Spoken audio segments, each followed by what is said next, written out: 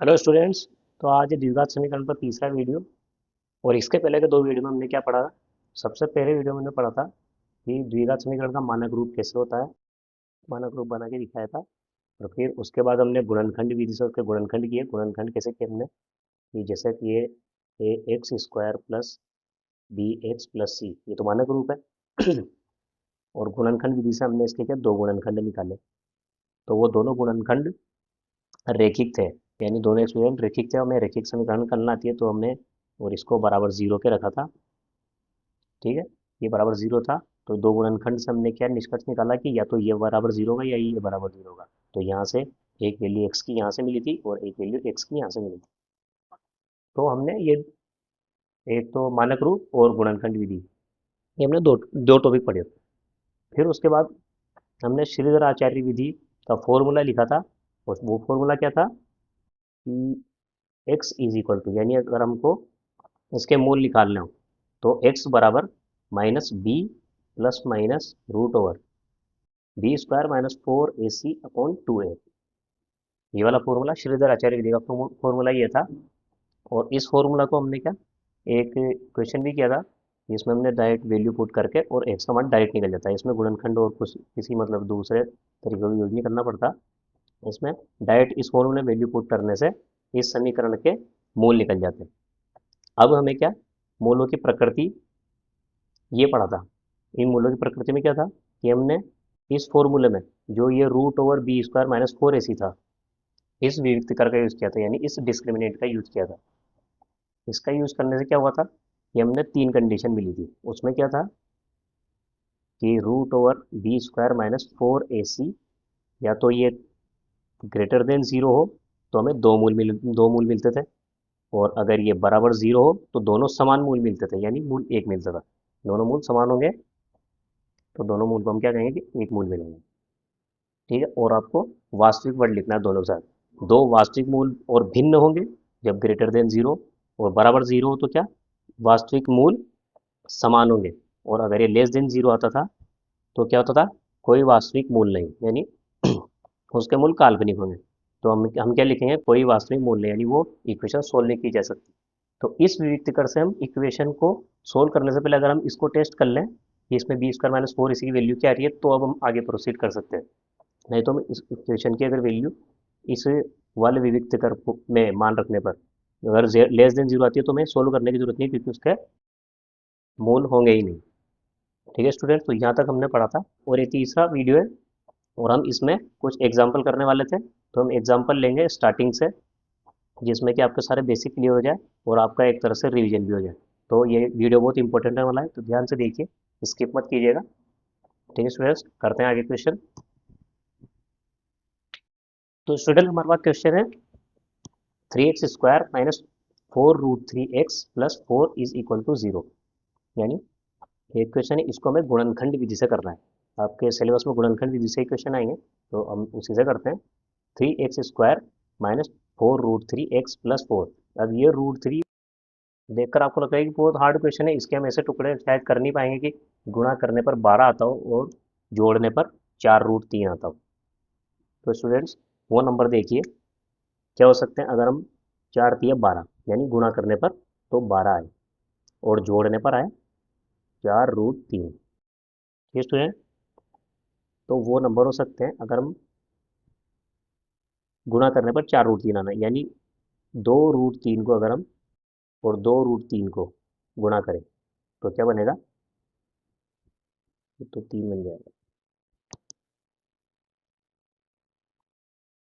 तो यानी अब 2√3 और 2√3 दोनों को गुणा करें तो 12 मिलना चाहिए। यानी अब करके देखते हैं, इस 2 को 2 से गुणा किया तो यहाँ से तो मिल गया 4, और इस √3 और √3 को हमने गुणा किया तो मिल गया 3, और 4×3 = 12। अब हम जोड़ के देखते हैं, 2√3 और 2√3 को जोड़ते हैं तो थोड़ा जोड़ने में थोड़ा ऐसा डायरेक्ट नहीं जुड़ेगा, आपको थोड़ी प्रोसेस करनी पड़ेगी। 2√3 ऐसे लिख लेते हैं प्लस 2√3 ऐसे, इसमें से 2√3 कॉमन आ जाएगा तो यहाँ से बचेगा 1 और यहाँ से भी बचेगा 1, 1 और 1 हो जाएगा 2। तो 2√3 × 2, तो 2×2 = 4 हो जाएगा, तो ये हो जाएगा 4√3। यानी जोड़ने पर हमारे पास आया 4√3, जो 4√3 यहाँ पर था, और गुणा करने पर आया था 12, तो 4×3 = 12। तो हम लिखते हैं इसको 3x² को लिखते हैं। और फिर हमें क्या, इस 4√3 को ऐसे दो टुकड़ों में तोड़ना था, जो हमने यहाँ पे निकाले, वो क्या आया था 4√3। ठीक है, इसको इस तरह से तोड़ना था कि गुणा करने पर 4√3 आए, नहीं ये जोड़ने पर 4√3 आए और गुणा करने पर 12 आए। तो हमने इसको तोड़ा, 2x² ऐसे लिखना है, माइनस पहले लग रहा था, और 4√3 की जगह हम लिखेंगे 2√3, ऐसे कोष्टक लगाएंगे, प्लस 2√3, फिर x लिख देंगे। ये हमने इसको दो टुकड़ों में तोड़ दिया और ये वाली टर्म हो गई। उसके बाद प्लस लगा के +4 बराबर 0। तो यहाँ से क्या होगा, 3x², ये माइनस यहाँ जाएगा तो माइनस के 2√3 हो जाएगा, ये माइनस अंदर जाएगा और ये वाला x इधर से आएगा, तो ये 2√3 x हो जाएगा माइनस में। फिर ये माइनस इससे गुणा होगा तो ये होगा -2√3, और ये वाला x इधर भी मल्टीप्लाई होगा तो ये होगा, यहाँ हो जाएगा x, -2√3x -2√3x प्लस 4 बराबर 0। तो अब यहाँ से क्या हो सकता है, इस वाले टर्म में से कुछ कॉमन आ सकता है, यानी इसको √3 गुणा √3 मान सकते हैं। तो यहाँ से एक √3 और यहाँ से एक √3 निकलेगा, यहाँ से एक x निकलेगा, यहाँ से एक x निकलेगा, तो क्या होगा, √3x कॉमन आ जाएगा इन दोनों टर्म में से। तो यहाँ से क्या बचेगा, x, क्योंकि √3x से तो ये √3 और एक √3 बचेगा यहाँ से। और इसमें यहाँ पे क्या, √3 x हमने यहाँ से बाहर निकाला तो दो बार √3 है यहाँ पे, तो एक बार का √3 ही आ जाएगा, और यहाँ पे x की पावर 2 है तो एक x बाहर निकाला तो एक x यहाँ रह जाएगा।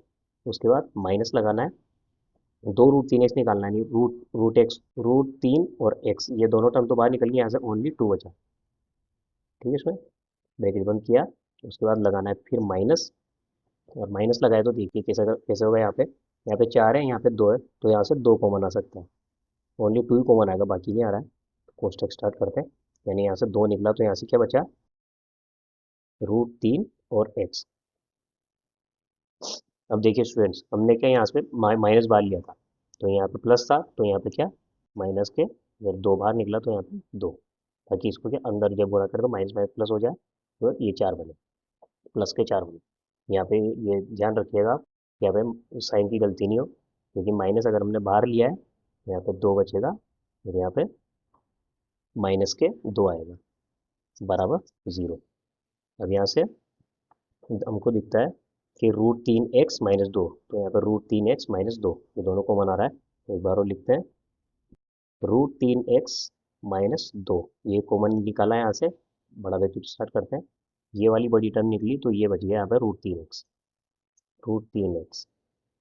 फिर उसके बाद ये तो निकली, ये होगी, उसके बाद √3x यहाँ से निकला था, तो यहाँ से क्या बचेगा, -2, ब्रैकेट बंद करते हैं। तो हमें दो गुणनखंड मिल गए, दोनों रैखिक हैं, दोनों एक छोटी इक्वेशन है, इसको बराबर 0 पे करेंगे एक बार, और एक बार इसको बराबर 0 करेंगे, दोनों सेम ही है, तो एक ही बार कर लेते हैं कि √3x-2 बराबर एक बार 0 मानेंगे, तो यहाँ से क्या सोल्यूशन निकलेगा, x बराबर, अब x बराबर कैसे लिखना, ये माइनस के 2 तो इधर जाके प्लस के 2 बन जाएंगे 2, और ये जो गुणा में है वो इधर जाके बटाने आ जाएंगे, तो यहाँ जाके भाग में चल जाएगा 2 के, तो हमें x की वैल्यू मिली 2/√3, और वहाँ से यहाँ से भी यही मिलेगी, यानी हमें दो समान मूल मिले। तो दो समान मूल मिले तो हम एक बार चेक करके देखते हैं कि विविक्त कर से क्या बराबर 0 आता है, क्योंकि जब 0 आता है तभी मिलते हैं दो समान मूल, तो हम एक बार इसको चेक भी कर लेते हैं। तो स्टूडेंट्स, आपने देखा कि हमें इसके दो समान मूल मिले, ठीक है, तो हम इसके विविक्त कर को चेक करते हैं कि क्या वो बराबर 0 आता है, क्योंकि जब विविक्त कर 0 हो तभी जाके किसी इक्वेशन के दो समान मूल मिल सकते हैं। तो हम चेक करते हैं एक बार इसको, तो हम वो डिस्क्रिमिनेंट को लिख लेते हैं, √b² - 4ac, ये चेक करना है, इसके लिए वापस वैल्यू लिखते हैं। यहाँ पर इस इक्वेशन से a बराबर क्या होगा, जो x² का गुणांक है उसको a लिखते हैं, a बराबर 3 होगा, और b बराबर क्या होगा, जो x का गुणांक है वो है -4/3, क्योंकि हम जो स्टैंडर्ड इक्वेशन लिखते हैं उसको लिखते हैं a² प्लस, एक बार लिखते हैं इसको, मिटा देता हूँ, ax² प्लस bx+c, हम प्लस में लिखते हैं, क्योंकि जो स्टैंडर्ड फॉर्म होती है हमारे पास वो प्लस में होती है, यहाँ पे माइनस है, तो b बराबर हो जाएगा यहाँ पे -4/3, और c बराबर हो जाएगा यहाँ से, जो कांस्टेंट होता है, यानी 4। तो a b और c इन तीनों वैल्यू को इसमें रख देते हैं। सबसे पहले आता है b², बी हमारे पास है -4/3, तो माइनस के नहीं 4√3 है, -4√3 को स्क्वायर करके लिखते हैं, और एक फिर लगाते हैं माइनस, और फिर 4, और फिर ए की वैल्यू लिखेंगे 3, और फिर सी की वैल्यू लिखेंगे 4। ये हो जाता है यहाँ से 4 × 12 = 48, तो ये तो हो गया -48। तो यही हो गया, इसको वापस इस तरीके से लिखते हैं बस स्क्वायर इसको सोल्व करके, तो इसका स्क्वायर करेंगे तो ये तो प्लस हो जाएगा, इसको ऐसे ही रहने देते हैं एक बार, ताकि क्या आपको समझ में आ जाए। अब इसका स्क्वायर करेंगे, इसका स्क्वायर करने का मतलब है 4√3 को एक बार और, यानी 4√3 दो बार लिखना है, स्क्वायर का मतलब ऐसे, इसको दो बार लिखा, फिर -48 वैसे ही चल रहा है, रूट पूरे पे लगाना है। ठीक स्टूडेंट्स, अब इसको गुणा करते हैं, तो माइनस माइनस तो प्लस हो जाएगा, इसको यहाँ कर लेते हैं, माइनस तो प्लस हो गया, 4 × 4 = 16, ये तो हो गया 16, और ये √3 और √3 गुणा होकर 3 बन जाएंगे, तो -48 चल रहा है, 16×3 = 48, तो ये 48 -48, तो ये आ गया 0, यानी हमारे लिए ये डिस्क्रिमिनेंट की वैल्यू 0 आ गई। और वो हमने जब गुणनखंड किया था तो सेम वैल्यू मिली थी, तो उस समय हमने अंदाजा भी लगा रहे थे कि इसका डिस्क्रिमिनेंट 0 होगा, तो हमने एक बार करके भी देख लिया, तो आपके मूलों की प्रकृति निकालना भी इसी क्वेश्चन में आ गया, और गुणनखंड विधि भी इसमें आ गई, तो इससे आपको दो मेथड क्लियर हुए। सॉरी स्टूडेंट, हम यहाँ पे आगे नहीं बढ़ रहे हैं, हम इसी क्वेश्चन को एक बार और ले रहे हैं, कि मैंने यहाँ पे जब दो मूल निकाले थे, यानी हमने इसके 4×12 गुणा करने पर 12 आए, और जोड़ने घटाने पर यानी 4√3 आए, तो मैंने आसानी से मैंने दो ले ली थे, पर आपके दिमाग में तो बहुत बार क्या ऐसे मूल आएंगे नहीं, यानी जो गुणा करने पर 12 आए और जोड़ने पर 4√3 आए, तो उसके लिए मैं एक ट्रिक भी बता देता हूँ कि आप पहले कैसे क्या कर सकते हैं। तो उसके लिए आप क्या करना, कि सबसे पहले आप जब आपके दिमाग में से इसके दो मूल नहीं आए, यानी दो ऐसे गुणनखंड नहीं आए जिसको उसमें तोड़ने पर गुणा करने पर 12 आए और जोड़ने पर 4√3 आए, तो आप क्या करेंगे, डायरेक्ट श्रीधर आचार्य विधि का फॉर्मूला लिख लीजिए कि x बराबर -b प्लस माइनस √बी² - 4ac अपॉन 2a। हमने भी कल को सोल्व किया था क्योंकि ये तो 0 आया था, तो हम डायरेक्ट इसको ऐसे करते हैं, x बराबर -b/2a लिख लेते हैं।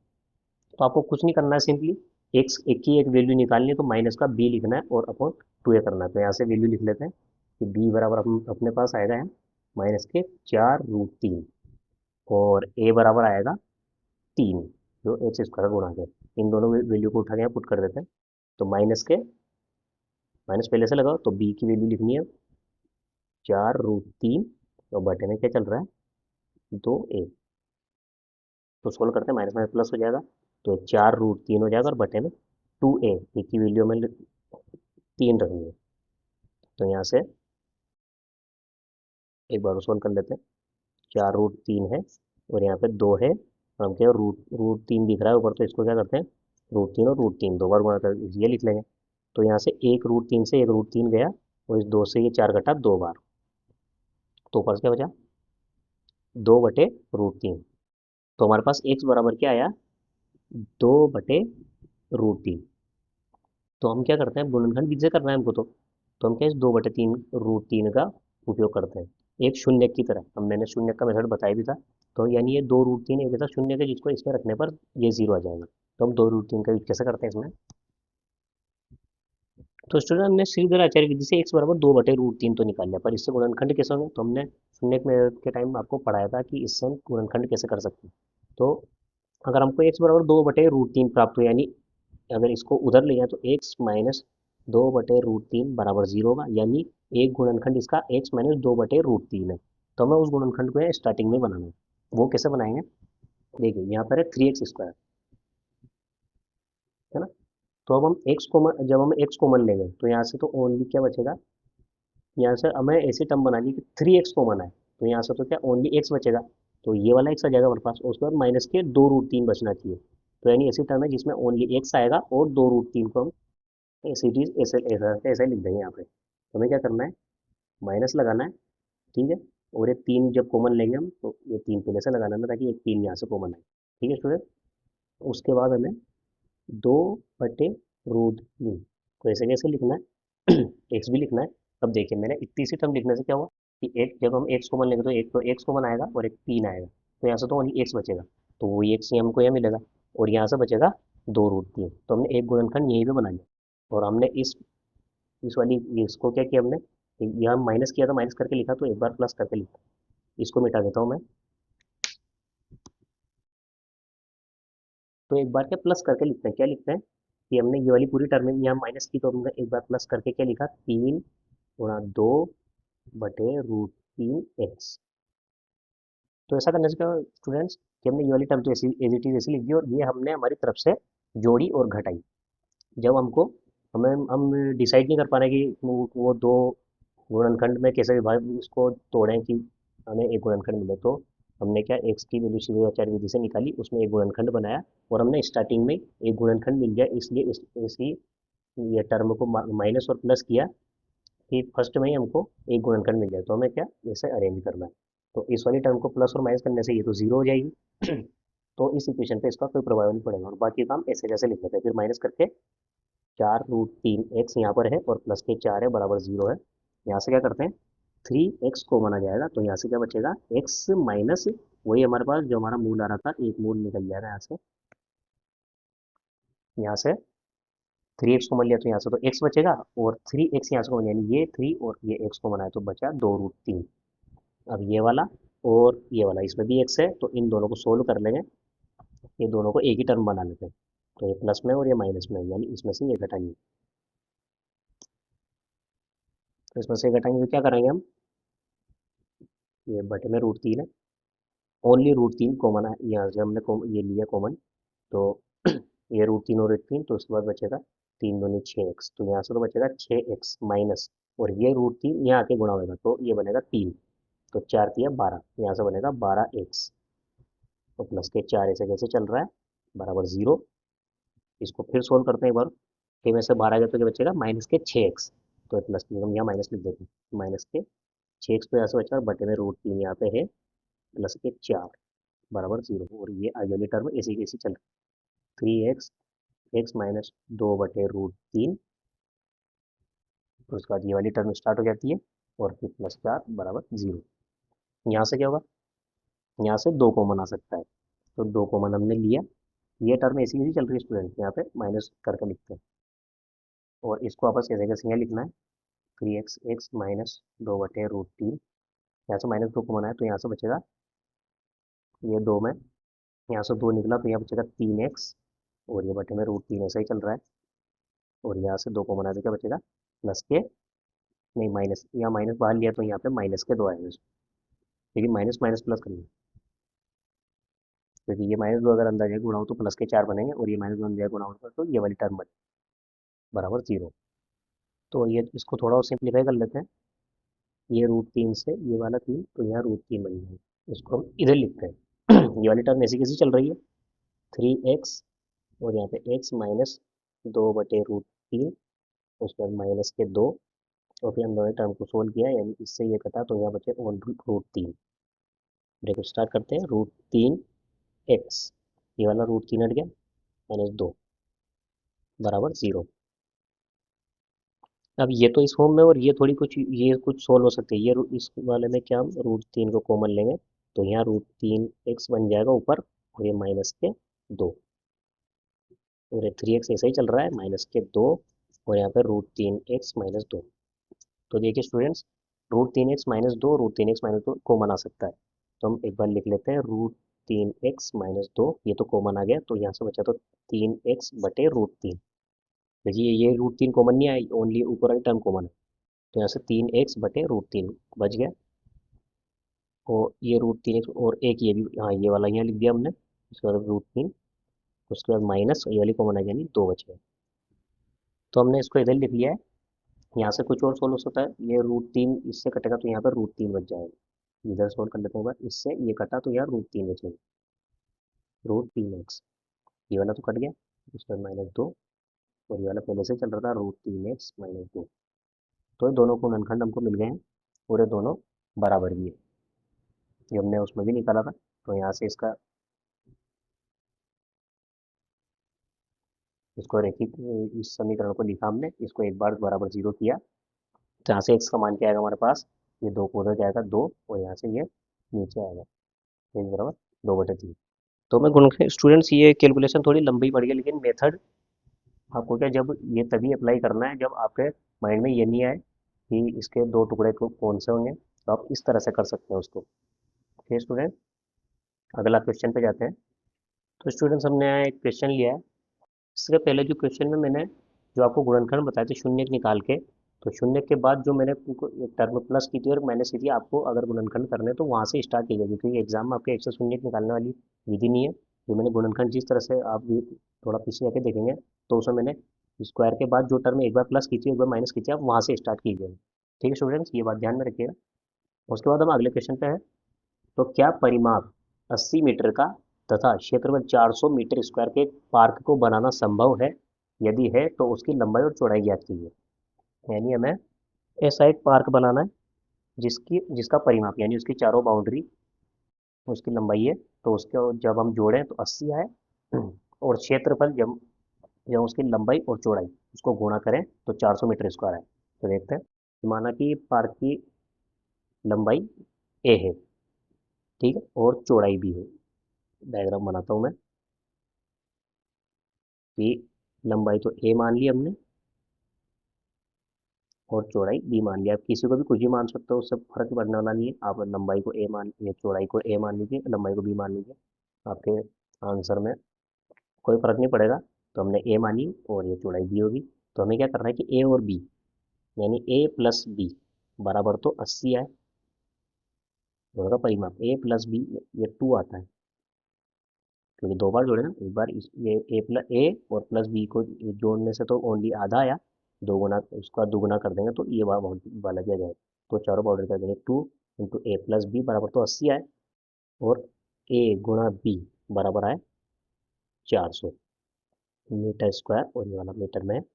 ठीक है, तो हमें दो इक्वेशन मिल गई। हमें क्या है, इसको थोड़ा और सोल्व करना है, हमको एक इक्वेशन बनानी है और फिर उस इक्वेशन को सोल्व करना है। अगर उसके हल निकले और वो हल वास्तविक हुए तो लंबाई और चौड़ाई का ऐसा पार्क बनाना पॉसिबल है, वरना पॉसिबल नहीं है। तो देखते हैं, इसको थोड़ा हल करते हैं। ये दो, पहले इस वाली इक्वेशन को लेते हैं, इसको 1 दे दिया मैंने, इसको 2 दे दिया। हमें क्या, और जब हम ये द्विघात समीकरण हल करते हैं तो a x square plus b x plus c, यानी मान वो चर एक ही होता है और यहाँ पे क्या दो है, तो हमें क्या इसका पहले एक बनाना होगा, तभी हम इक्वेशन द्विघात समीकरण हल कर सकते हैं। तो एक कैसे बन सकते हैं, इसको थोड़ा जब सोल्व करेंगे तो आइडिया लग जाएगा। ये इस वाली समीकरण को लेते हैं, यहाँ लिख लेता हूँ मैं, 2A + B बराबर 80 हो गया। तो यहाँ से ये दो इसके नीचे जाएगा तो ये हो जाएगा 80/2। तो A + B बराबर 80/2।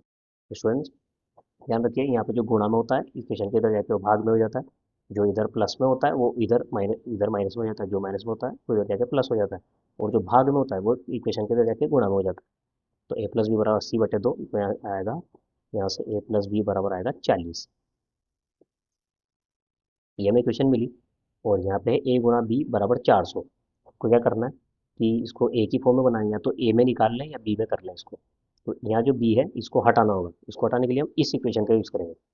वैसे आपको ये करना है कि एक इक्वेशन का यूज करके दूसरी इक्वेशन के जो दो वेरिएबल है उसमें से किसी एक को हटा दें, यानी इसमें से ए की वैल्यू उसकी निकाल के इसमें कर दें। वो कैसे करना है इधर देखो।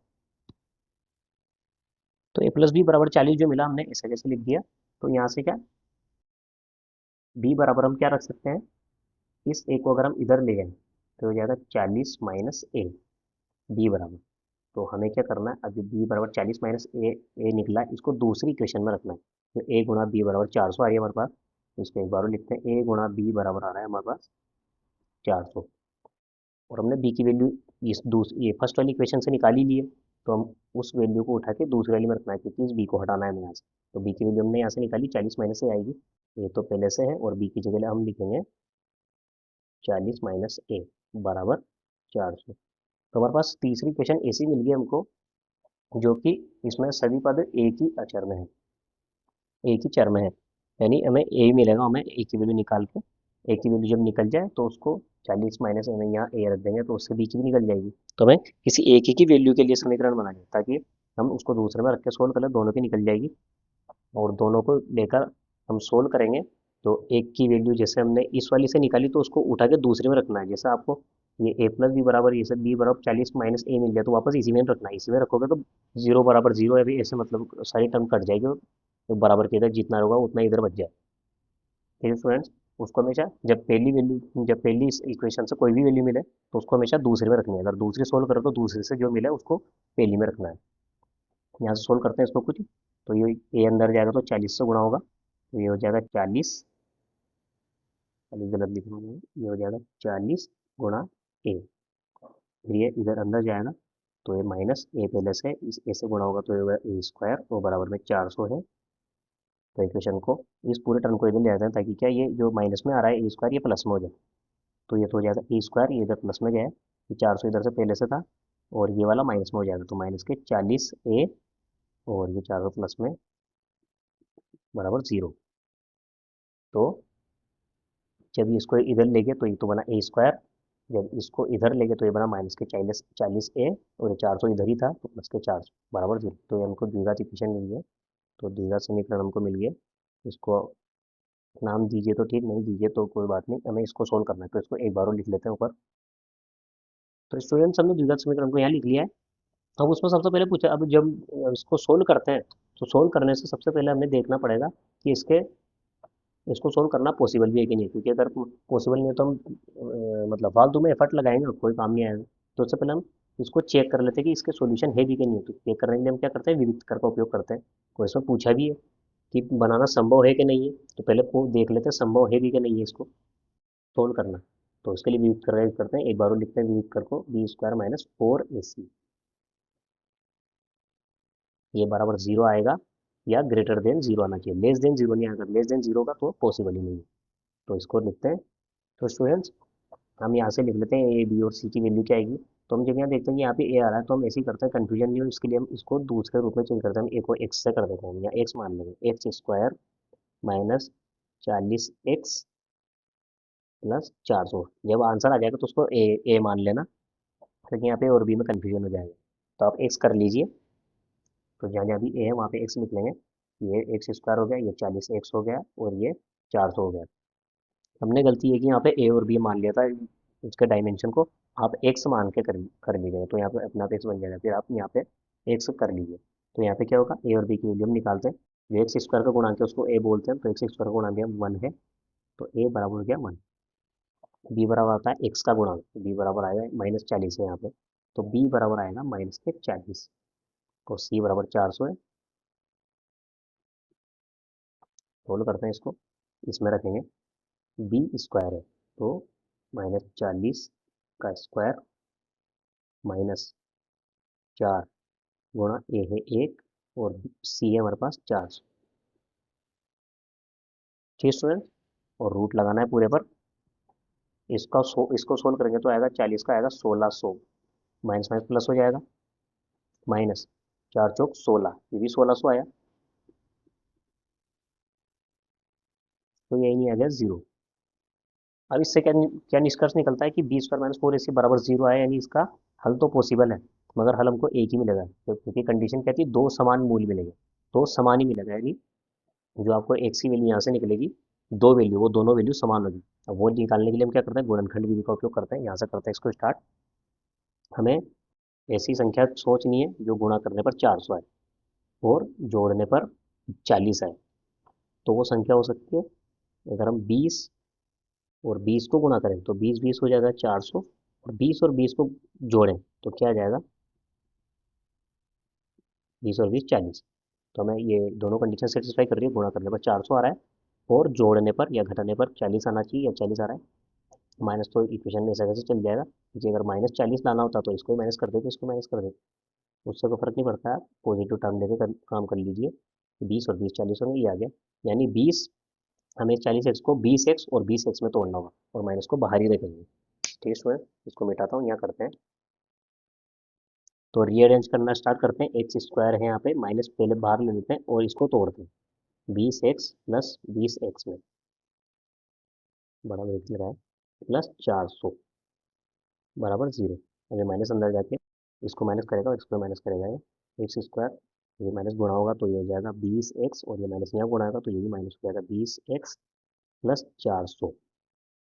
हमें इस टर्म में से और इस टर्म में से x को कॉमन लेना है, x कॉमन लिया तो यहाँ से एक x बचा, फिर उसके बाद माइनस लगाना है, यहाँ से x निकल गया तो ओनली 20 बचा, यहाँ से 100 कॉमन नहीं आ सकता है, लेकिन न्यूमेरिकल वैल्यू है 20 कॉमन आ सकता है।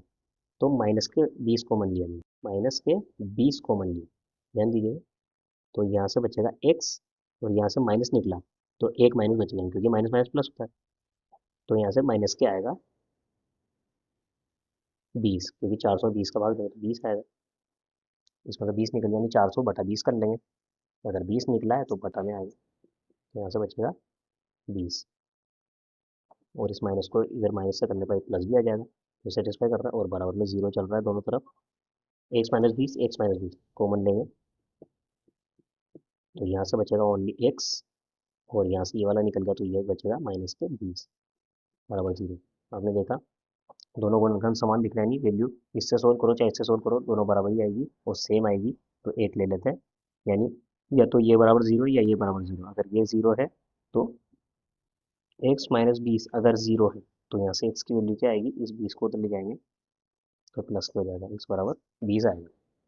यानी उस पार्क का एक डायमेंशन मिल गया। अब दूसरा कहाँ से मिलेगा, दूसरा हमने देखा ही है कि समान मिलेंगे, तो इसके दोनों मूल समान, ये दूसरा भी इसे इससे निकाल लेते हैं। दूसरा आएगा इस, अगर यही वाली समीकरण बनेगी तो दूसरा भी यहाँ से आएगा एक बराबर 20। तो इस पार्क के डायमेंशन दोनों, या आपने निकाल लिया कि या तो 20 लेंगे या 20 लेंगे, उसको हमें क्या, हमने इक्वेशन बनाई थी, वो इक्वेशन क्या थी इधर लिखते हैं उसको। तो हमने इक्वेशन बनाई थी उससे कि परिमाप उसका 80 था, यानी 2 हमने रखा था ए प्लस बी बराबर 80 रखा था। ये हमने ए से रिप्लेस किया था, अब इसको ए बराबर 20 ही आ गया आपके, है ना। इसे एक्स को वापस ए से रिप्लेस कर दीजिए, तो यानी ए बराबर तो 20 आ गया था। हम इसको इस वाली इक्वेशन में रखना है, क्योंकि यहाँ पे 2a+b बराबर हमने 80 बनाई थी, उसको थोड़ा सोल्व भी किया था हमने। तो ये दो इधर क्या था, तो a+b बराबर हमारे पास 40 आ रहा था, ठीक है। तो हमें उस वैल्यू को इस वाली में रखना है, यानी a बराबर हमारे पास जो 20 आएगा उसको यहाँ रखना है ताकि b की वैल्यू निकाल सके। तो हमें यहाँ पे a को b से रिप्लेस कर देंगे। a बराबर 20 रखने पर, या 20 रखा तो 20 + b बराबर 40 आया, तो यहाँ से b की वैल्यू क्या निकलेगी, b बराबर 40 माइनस 20, तो यहाँ से b बराबर निकला 20। ठीक स्टूडेंट्स, तो a बराबर 20 निकला और b बराबर 20 निकला, यानी वो पार्क आयताकार नहीं होगा, उसकी लंबाई चौड़ाई नहीं कि वो एक वर्ग होगा। तो उसकी लंबाई भी आ जाएगी 20 और चौड़ाई भी आ जाएगी 20। तो यानी सब पार्क बनाना संभव है, और उसके डायमेंशन होंगे 20 मीटर गुणा 20 मीटर, या मीटर लगा लेते हैं क्योंकि मीटर में है, और इनको ही मीटर में कीजिएगा। ठीक है स्टूडेंट, तो हमने आप जब हमने फर्स्ट जो एग्जांपल देखा उसमें हमने सभी तरह के मेथड यूज़ कर लिए। उसमें आपका जो जितने ही पढ़े थे हमने शून्य मेथड पढ़ा था, और हमने जो मानक रूप लिखा था उसका भी आपको रिवीजन हो गया, और हमने श्रीधराचार्य विधि से किया, विविध कर हमने सारे यूज में यूज कर लिए, तो उस एक ही एग्जांपल से आपके सारे कॉन्सेप्ट क्लियर हो जाएंगे। उसके बाद हमने ये दूसरा इसलिए लिया क्योंकि इसमें क्या एक हमें एक सेंटेंस दे दिया जाता है, उस सेंटेंस को हम मैथमेटिकल फॉर्म में कैसे लिखते हैं, क्योंकि हमें जब हम सेंटेंस को सही रूप से अगर गणितीय फॉर्म में लिखेंगे, गणितीय रूप में लिखेंगे, तभी हम उसको सोल्व, अगर हमने गणितीय रूप ही गलत कर दिया तो सोल्व करने का कोई मतलब नहीं है, उसके बाद सारी प्रोसेस गलत हो जाती है और आंसर भी आपकी गलत ही आएगा। तो हमने दो तरह के एग्जाम्पल लिए, तो यहाँ पर आपके क्या द्विघात समीकरण ये सभी आपके मेथड और क्वेश्चन यहाँ पे ख़त्म हो जाते हैं। इसके बाद हम नया टॉपिक स्टार्ट करेंगे, तो तब तक के लिए गुड बाय।